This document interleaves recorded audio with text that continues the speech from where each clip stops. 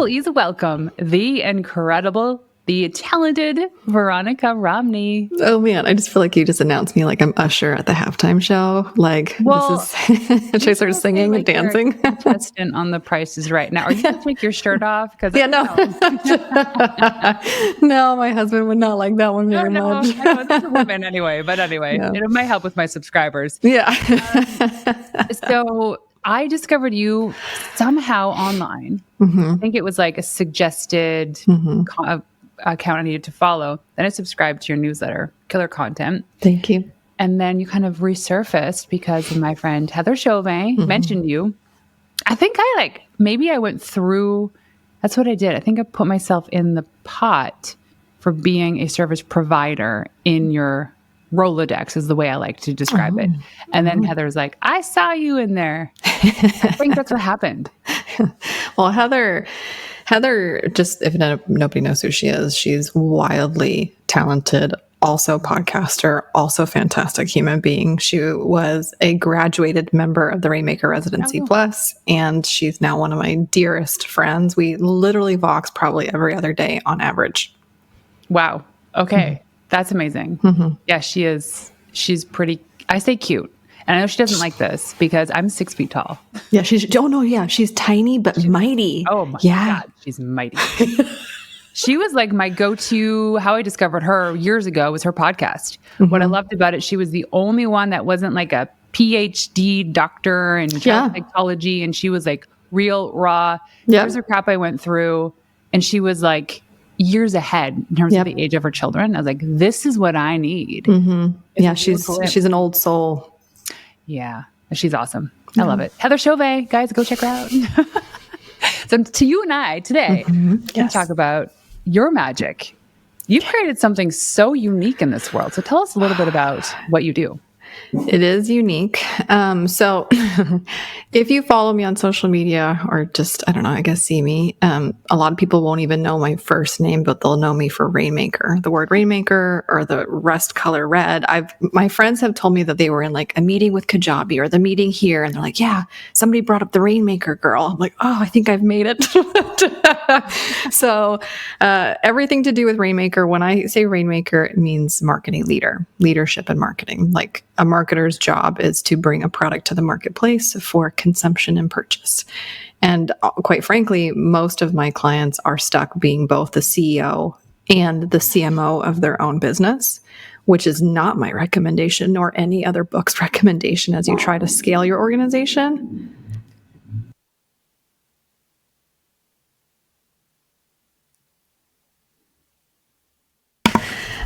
So what I noticed in my like chief of staff capacity, which is a former life, and my integrator capacity, former life, is that these brilliant scaling online business owners, they're so good at like relinquishing and letting go of like customer service and admin and bookkeeping. But the thing that keeps coming back and like literally boomeranging them in the face is all things to do with money and revenue generation and marketing. Because number one, they're mostly the personal brand. They are the spokesperson for the company. They're the visionary that everybody gets to see.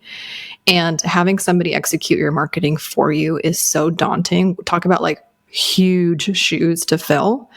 And so like when I would be trying to help my private clients or any of the companies that I used to work for, we couldn't find these people. We couldn't find these rainmakers, these unicorns that could come in and make millions for them and not have a desire to do it for themselves.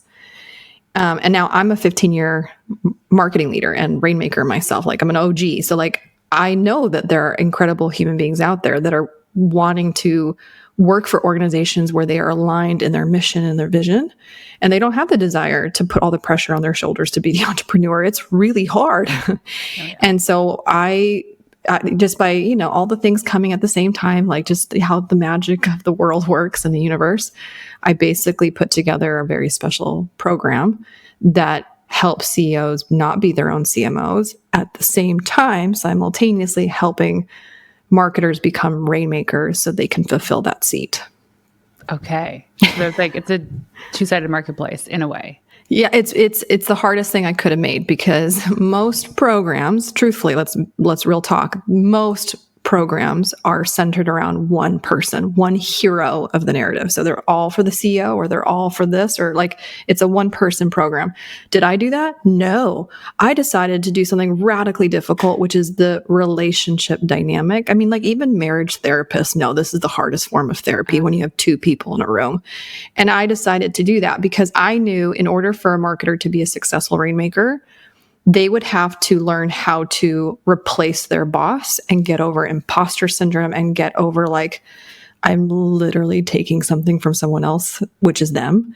And I also had to show the CEO to like let go in a way that was super efficient and not just dumping and running or accidentally sabotaging their, number one hire. So like I knew that I couldn't fulfill my promise if I didn't work on both of them in different ways. So yes, I made a 2-person program. Holy crap. And you're still doing that now? Yeah, it's been 2 years and running. Wee-hee. I know. Oh. Yay, I did it. You did it. Yay. Yeah. Well, I mean, it's not unheard of to have multiple markets essentially. And so who are the people that go into both? So you have the CEO and the CMO? Yeah, basically. So we call them duos, but it's the online business owner and their marketing rainmaker that are coming into the program. And there's certain parts of the experience that is exclusive for just the CEO or an exclusive just for that beautiful rainmaker. And then there's very intentional pieces where it's like togetherness and working things together. So are the CMOs already in the organization or do you help recruit them? Great question. So 80% have somebody on staff or know somebody in their lives who would be a phenomenal rainmaker. So they're usually bringing somebody with them to the party. 20% do not. They're my orphaned CEOs. They want a rainmaker. There's nobody in the organization. There's nobody they know in their life that they think would be a great fit. And so yes, complimentary, by the way, we will actually match make CEOs with prospective rainmakers, and we have 90 days to do it. If not, they can walk away. Okay. I think that's when I plugged in. I don't remember what I did. This was like plugged in. a year and a bit ago, maybe? Yeah. I can't even remember. Maybe the job fair when I was matchmaking. That was it. Mm-hmm. Yeah. Yeah, that's when I was matchmaking. Mm-hmm. And you're not doing that anymore? I've done it. We've done it 2 or 3 times. Okay. And it's not that it's not successful. It's just a lot of people wanted to be match made without also doing the hard work of making the relationship work past the matchmaking first date. Oh. And I'm not interested in being a recruiter. I'm interested in leadership development. So you cut it out? I did. What a cool idea, though. Thank you. It's one of the ideas. Yeah. But like bring it back to maybe like a couple things to focus on, which is funny because that's what you tell your people to do as well. Mm-hmm. So tell us a little bit more about that. Like what goes into those programs? And I have other questions, but I find this so unique in the approach. I don't really see this, and maybe it exists somewhere. Yeah. So, okay. So let's just level set. You couldn't find 2 people in an organization that are any busier than one, the owner of the company who has a list the size of Santa Claus's list, right? Mm-hmm. But also the marketer's list, because marketers, I mean, there's endless lead magnet ideas that you could explore. There's endless launches that you could do. Like there's endless things that you could possibly do to generate revenue for an organization. So these 2 individuals are some of the busiest human beings on the planet. With that said, they are often so busy, but so neglectful of what I would argue is like their number one responsibility. And so when it comes to my CEOs, I'm like unapologetic about them prioritizing their visionary KPI above all else. And when it comes to my rainmakers, I'm also extremely unapologetic about what they are the master of versus what they are not, which is they are responsible for the prospect, not the customer or the company. Like their job is to convert $0 to $1 and not be spread across the entire company doing all things for all people. So I am very clear on like their number one responsibility. And if you can't have clarity behind that, then it's very difficult for you to like go to work every day and feel like you're nailing it. That makes it sound like it's a much easier job. Well, it helps you know what's the greatest priority. So even when the list is long, you know that if I do this thing, I should feel good about my day. And it also directly impacts gross revenue. So our team here has a MIN, most important number, that we report on every Monday. And it's one, it can't be 10, it's one number. What is like the one thing that if I told you that's the only thing you're supposed to do with me or for me, that you do? And we have that MIN, and it is so hard to choose that MIN. But let me tell you, it's the thing that brings you to the destination. And nothing else matters, really. It's like the busy work. Yeah. I love that. Actually, I'm really happy for you. That's actually fantastic. Most companies don't do that. But here's what I realized as of late is my MIN is not the number that I should be focusing on. Oh, interesting. Okay. Yeah. Because I thought about like all the busy work that is required of me to fulfill that number. Yeah. That's what I did. I hired for it. I outsourced it. So now I have a new MIN. Okay. And as a CEO of a company, tell us, what should that most important number be? Okay. So I'm going to talk about it. If you go to my social media, I'll talk about it.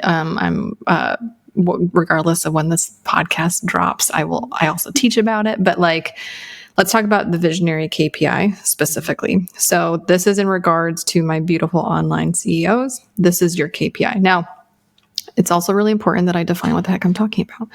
So a KPI, if you've never heard that before, if you're not coming up from like corporate America, is just key performance indicator. First mistake that most people make is they just have that. They just have a KPI. But the truth is a KPI is only important if it measures a strategy.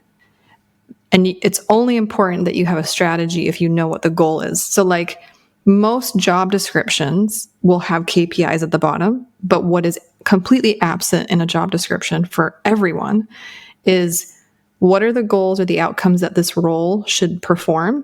What are strategies that I have to achieve those things? And then, and only then, do the KPIs measure the effectiveness of the strategies in achieving that outcome. That's it. Okay. So let me just explain that really quick. With that said, one of the greatest functions and roles that a CEO will have for their organization is to be the company spokesperson for the organization. You'll still see this in publicly traded companies like Tesla. It's not just unique to these personal brands or online influencers or online personalities. This is actually a universal truth that every organization has a designated spokesperson for its mission and vision. When you are an online personality, guess what? It's you. You're the Chihuahua from Taco Bell. You're Flo from Progressive. You're that person. And your greatest contribution is to perform that function endlessly. Like there's never a point where you can do it too much. There's only too little. And too little means that you're stuck in the weeds of your business and you're inside the business, not outside the business, communicating and sharing the mission and vision of your organization and your company, because guess what? You made it. You're the founder. You birthed it. Go tell everybody about your baby, right? So that's what visionaries have to do. Number one role. Now, strategies will differ from you, from Heather, from me, from how one does it can be different, right? Your strategy be like, I'm going all in on blogging. I'm going all in on social media. I'm going all in on whatever, right? The strategy can be unique to you as the style of messenger that is most authentic to you. But your KPI is measuring how successful that strategy is in achieving that outcome. So when I say visionary KPI, it means the number of times that you communicate the mission and vision of your company on a weekly basis that you put on your scorecard and you track it. And we can see across all of the clients I've ever worked with, across all of my Rainmaker Residency Plus members, you can see a direct correlation that when the visionary KPI is decreasing or weeks where it's 0, you can see a direct correlation in gross revenue also trending in the same direction the visionary KPI is. Whoa. Yep. So when I'm teaching my CEOs, hey, you're the spokesperson. Pick a strategy that is most authentic to you and your messenger style, because some people love being on stage. Some people that's terrifying. Don't do that. But either way, you have to measure the number of times that you're doing that strategy to achieve that outcome, and you will see the results of that. Now, what gets in the way of any of that is the fact that you can't produce your own show. You can't. Like if I'm singing on stage, if I'm speaking on a webinar, if I'm doing a live, like these things don't happen if I'm also responsible to not only be the star of the show, but also to produce myself. It's actually radically impossible, objectively speaking. You can't see yourself in third person. You just can't. This is where team is so important, because your team is the one that's going to be responsible to not only pitch you, promote you, produce you, and protect you. Like there are three or four critical elements that having key team members in key positions protect your visionary KPI, because at the end of the day, in the most simplistic way that I can explain it, you cannot produce your own star. Okay. 2 things. Totally going to plug my husband's book, Buy Back Your Time. One thing he talks about is the first chapter. Actually, you have this book next to me. I keep looking at it. Is outsource. It's to delegate, and the thing to delegate is to hire an assistant. Yeah. And we talk about like assistants. We think of it just like the nitty gritty, but there's the capacity of assistant can go as far as sourcing investment properties, can go as far as actually maybe doing some bookkeeping for you. It depends on the size of your business. But that is so true. And you actually just summarized kind of the direction of my husband's company, because he went from being like the SaaS coach of the world. And then he launched Elite Entrepreneur after his book was successful. And now he's like, his primary goal is vlogging. Yeah. Like so that's the strategy that he's choosing to achieve his visionary spokesperson. And I wanted to ask you about that, because you said choose a strategy so strategy, my question was, how do you decide on the strategy? And then you answered it by saying the authentic to your messenger style. Yeah.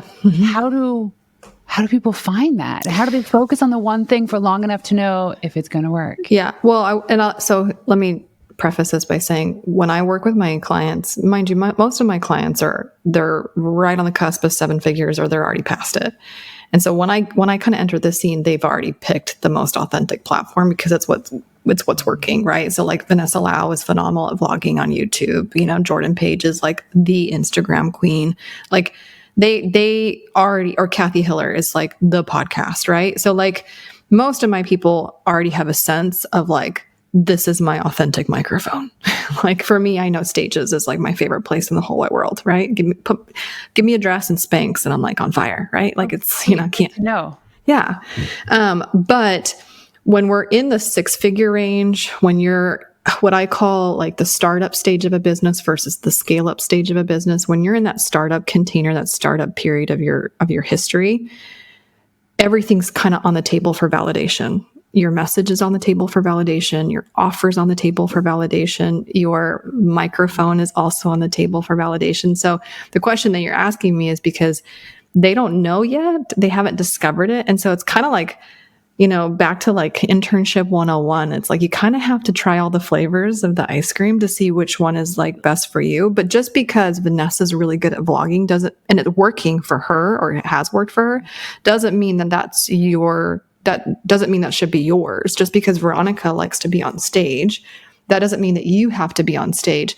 And so that's what I mean when I say the word authentic. It's not like a buzzword. I feel like a lot of people try to copy other people's styles because we try to like emulate or model after success. But if it's not you and it makes you feel radically uncomfortable, that will absolutely translate. There's no doubt about it. And so like for me personally, in my own story, I just kind of had to try everything before I found my thing.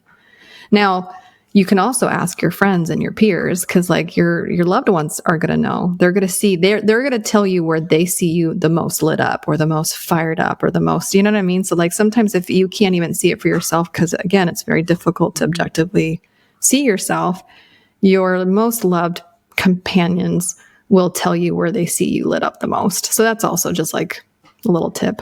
I love that. I just got a notification that my iRobot finished its job. I love automation. Like my job is done. And winning. Yeah, and his name is Pete. Pete's done. Wow, he's a cheap hire, by the way. It's really funny. I love this because a lot of the questions that I get asked is, because I help people build the authority to be able to put themselves out there, pitch themselves to be on shows and whatnot. They're like, where do I show up? Yeah. And I think what you're saying is go to the place that provides more ease and flow. Yeah, you'll feel, I don't know, it's like, this is where you'll get wooey, but like, you feel it in your body.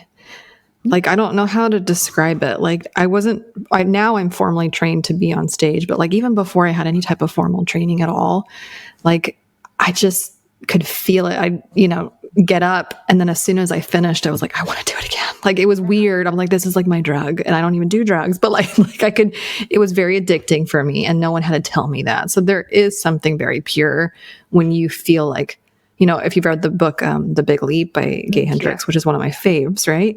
So he talks about it. Like, when you're in your zone of genius, or like when you're in that peak state, it's like Einstein time. Like, things just fly. Like, how did 45 minutes just go by? How did an hour just go? Like, things, you defy the laws of science. I can't explain it. Yeah. Well, it's like anybody that has a passion. If you play drums, like the guitar, like ice skating, it's like when you're doing the thing you love to do, time just collapses. Yeah. Yeah. And you're in it. I think like maybe with all due respect, being on stage is probably the worst example to tell the audience, because I feel like that is the hardest thing to do. For you. Yeah, exactly. But hear me out. Most people are terrified of getting on a stage. Mm-hmm. And I know that if you can achieve getting on stage to some level, it generally makes everything else a lot easier. Mm-hmm. Mm-hmm. And it's awesome that you have that gift of the gab and you go on stage and you know what you're talking about. Yeah. Most people don't have that. Yeah. And that's why I'm saying, don't do it. If public speaking is terrifying, I wouldn't suggest that as your strategy. Like, why would you set yourself up for, failure? But if you being in the comfort of your home on your device is way more comfortable for you, do it.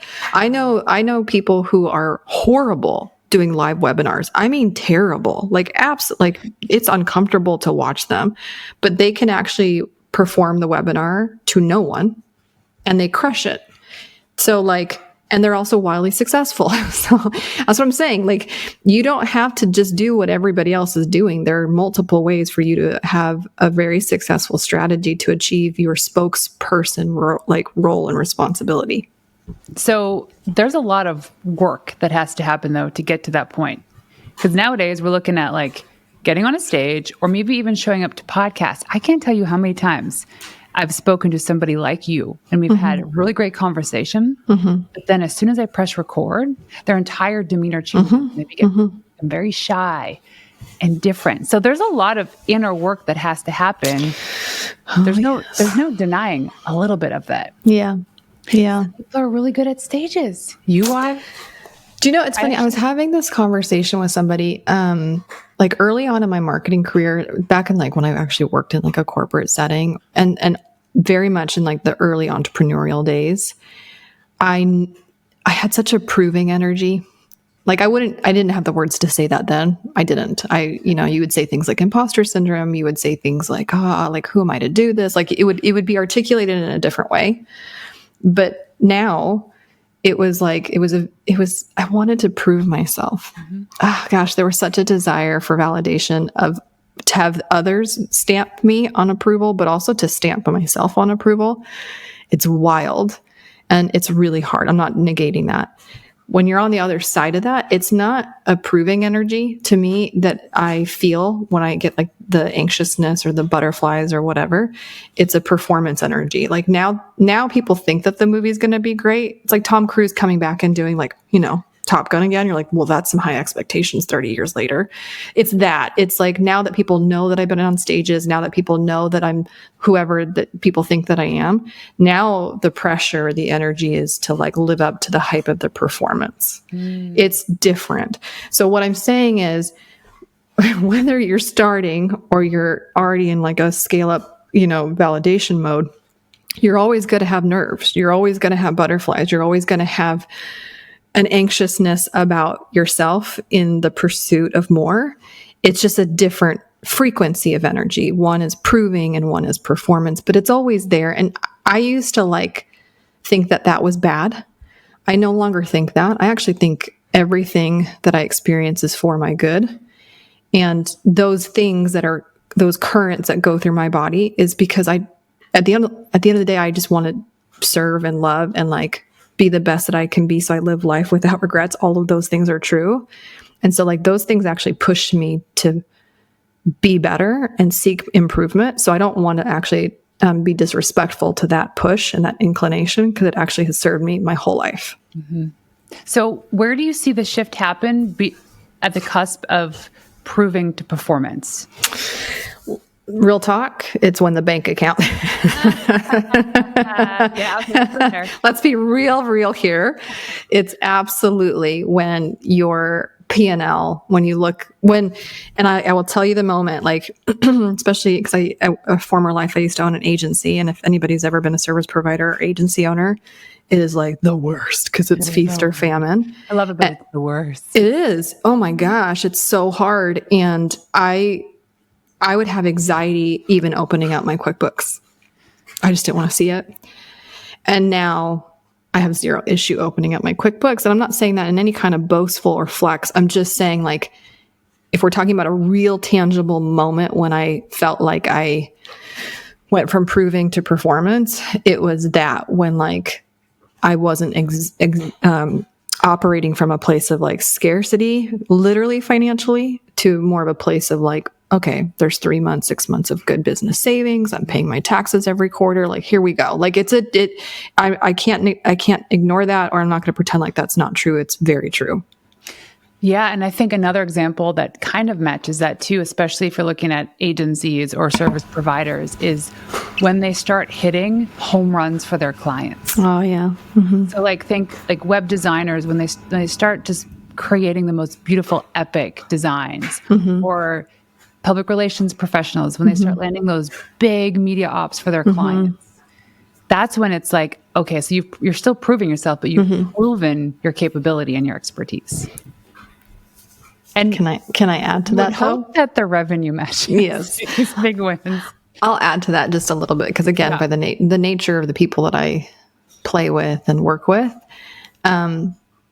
there will come a point, you guys, where you might even have all of the external accolades, like you're the top 100 podcasts, or you've been mentioned in Forbes, or there will come a point that credibility and authority, like you have those emblems on your website, on your sales pages and things like that. But if your bank account looks gross and feels gross, in spite of the fact that you have all of that external proof, there's a different feeling that comes up.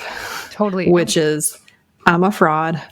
I'm a lie. If people only knew, I have a hoarder's house. Oh my gosh. Like, so that's what actually, most of my 7-figure business owners, that's what they come to me. That's usually when I get the bat signal, which is like, I did it. I did the hard thing. I have the visibility. I have the exposure. I have the credibility. I did it. Oh my gosh, it was so hard, but I did it.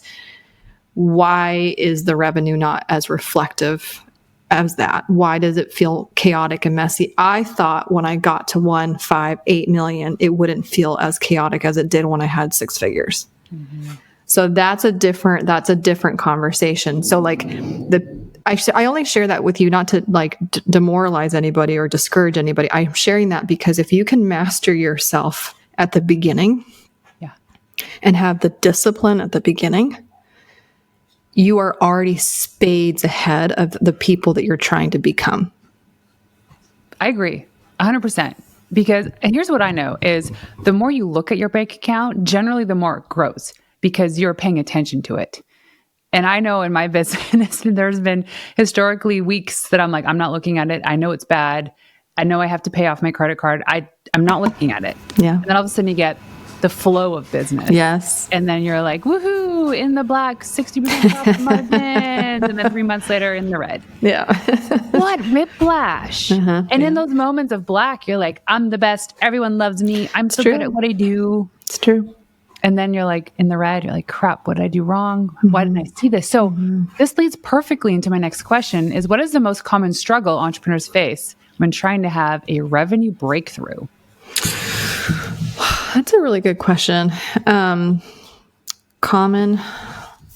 It's a really, cause there's like Which one do I many. pick? Yeah. Which one do I pick? Maybe reflect on a recent customer that has come through one of your programs that might be a female entrepreneur. Yes. That has most are. Not that I don't love my men, but when you're a female provider, you tend to attract female people. 50% of my customers are men. I get it. Yeah. So what is something that's common in that struggle? Okay. And I'm not going to out this person because I love her dearly. You don't have to say names. I will not. Okay. But this is, if we want to talk timely conversation, this is something that just happened this week. Okay. So I help a lot of people in different ways. I have group programs, which is, if that's a great fit for you, I'll let you know. It's not for most. But I also do one-on-one services where I can come in a private kind of behind the scenes capacity, really you don't have to share me kind of, right? The one thing so this just happened this week. Oh my gosh, I'm a little nervous because I'm I just love her so much and I want this to come out pure.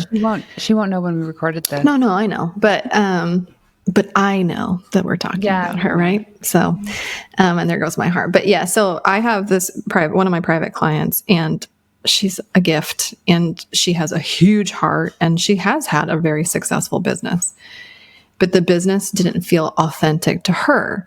So she's trying to pivot in 2024 and kind of do this new offer, this new structure, this new way of serving and showing up. And ironically, most of my clients that I help do this, they do this for their clients. So that's the irony in the situation. I'm doing VIP intensives with people who do VIP intensives. I'm doing consultative with people who do consultative. I'm doing the work that other people are doing for their people, right? And so she's in that predicament where she's a phenomenal, facilitator, moderator, curator of these beautiful groups of women and does a phenomenal job. I've said that enough, right? But in our private conversations, she is mean to herself. Mean. And if we're talking specifically about female business owners, because I'm not going to try to stereotype our entire gender. However, what I have noticed in working with our male entrepreneurs versus our female entrepreneurs is that female entrepreneurs are gifted at tearing ourselves apart. Oh yeah. It is insane. So an example is one of the things I do with her is I'll audit stuff. So she'll submit, assets or things for me to audit so I can give her my perspective because you can't see yourself, right? And so she came to me, she's like, I just did this thing, webinar, roundtable, whatever you want to call it. I just did this thing, this live thing with the hopes of upselling people into my program. And I ruined the landing. It was terrible. I was horrible. I'm like, here, watch this. And so she sends me the link.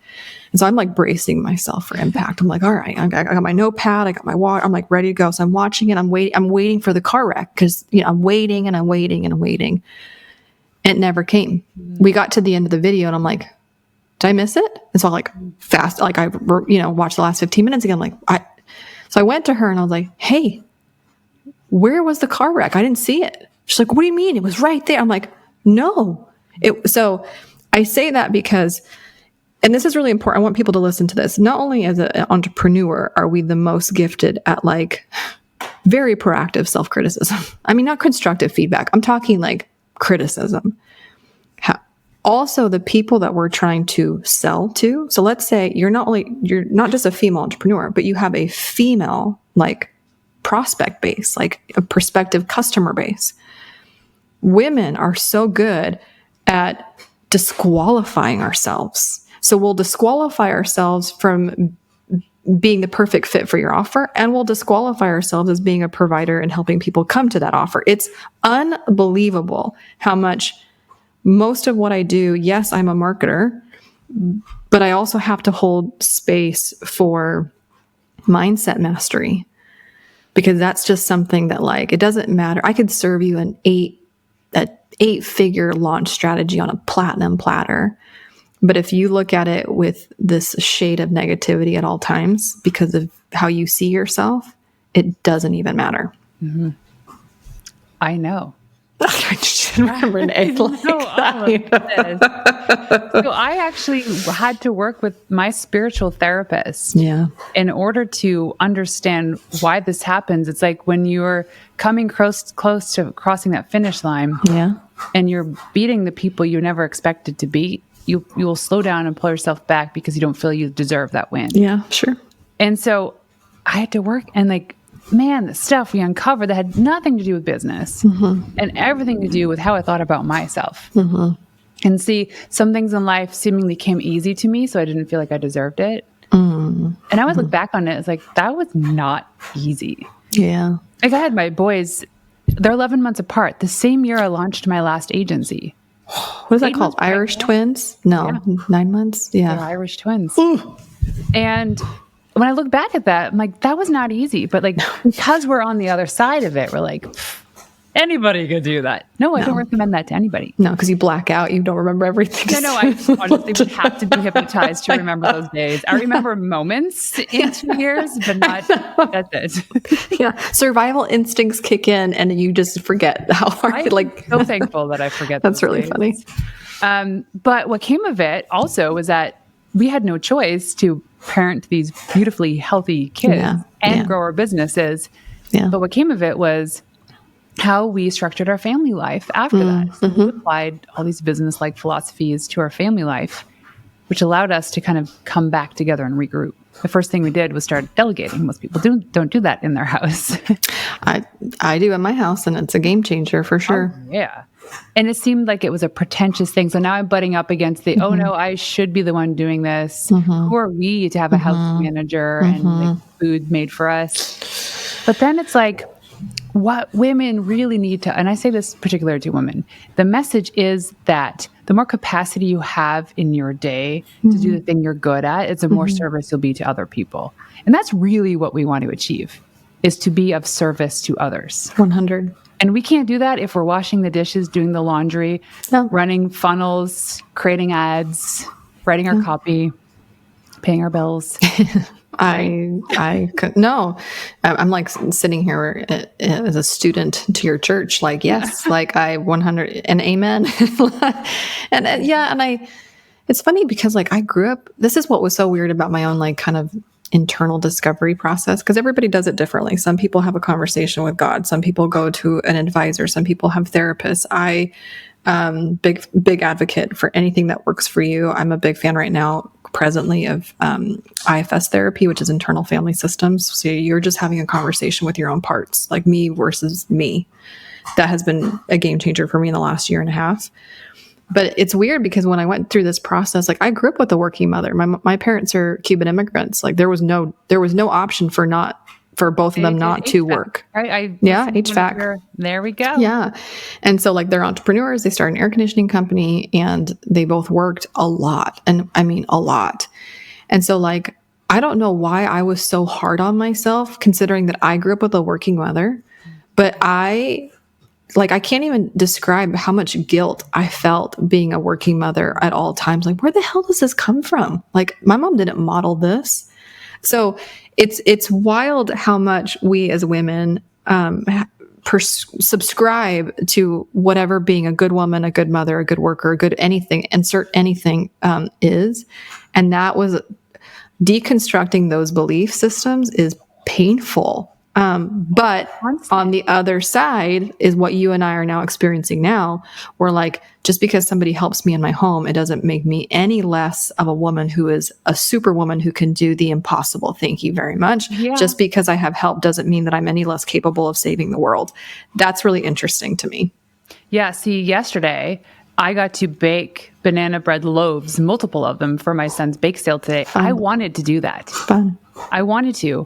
And I was able to do that because we have help. Yeah. Business at the home. Yeah. And what else was I going to say about that too? Oh yeah. Last night, Dan turns to me in bed and he's like, babe, I love you so much. Thank you for being there to help us co-create this life that we have. That's sweet. Guess what the first reaction was? Uh-oh. What did I do? What was my part in this? Interesting. I never felt, and like, we live a great life, doing amazing things. But the first instinctive reaction was, what did I do to participate in this? Yeah. Isn't that a shame? Like, yeah, we disqualify ourselves. I'm telling you, we are so good at it. If only we were as good on being on stages and blogging and whatever, as good as we are at disqualifying ourselves from our own achievements. It's unbelievable. Ask any father if he's a great father. I know. And he thinks he's the best one in the world. Ask any mother if she's a great mother and she says all the things where she fails. Yep. On a daily. But, okay, we got to stop this conversation, but I want to just plant that seed on where we are experiencing these moments in our life where we don't actually give us the credit that we deserve. Amen. Let's just go there. So on that note, last question for you. Okay. When I ask you what it means to be a wild woman, what is that to you? Wild. Other than being naked. No, just kidding. That's how we started this. It's the loop back. It's like the great comedians start with a joke and end with the same reference to the joke. Yes, we are comedians. Yeah, I think for me, wild it's, in some ways symbolically naked and afraid. Like it's, looking at your P&L is probably the most vulnerable you can be as an entrepreneur. Sharing your P&L with anybody else is also the most naked you can feel sometimes, right? So like to be wild is to be just doing things scared regardless. Like I would be lying if I said there wasn't moments where I'm always terrified. I'm always terrified of, what if it blows up and then would that compromise my beautiful life in the oak trees in North Carolina? What if it all falls apart? Like fears are fears. Like they are what they are, but I do the thing in spite of them. And I don't know, that's the part where like, I will never have regrets if that's how I live my life. That's how I genuinely see it. If all else fails, you can just take your top off. Yeah. Turn on music now. We're good to go. Oh my God. Usher will call you up to be a stage performer. What a podcast. This has been so much fun. Okay, so Veronica, people want to go find you online. Where can they go? Yeah, everything is just veronicaromney.com or on social media. It's just V Romney. Sweet. Love it. Well, thank you so much for joining us today.